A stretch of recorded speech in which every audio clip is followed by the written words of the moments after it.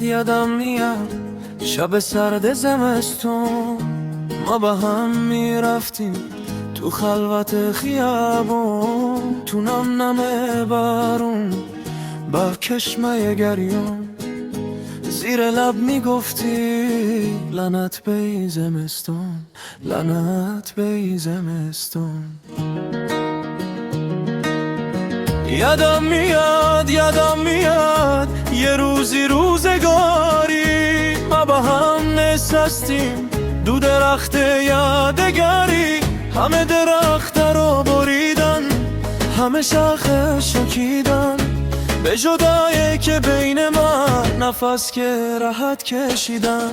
یه شب سرد و سیاه بود، آسمون بدون مه بود، روزگار به عشق ما یه رفیق نیمه ره بود.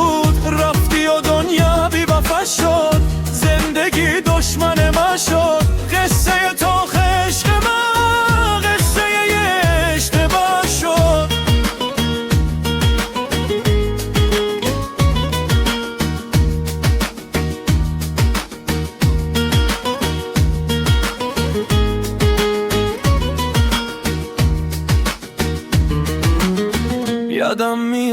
یادم میاد به دوری های شبونه ما با هم نشستیم، نامه های عاشقونه، دلم و خونه ی درده، زندگی تاریک و سرده.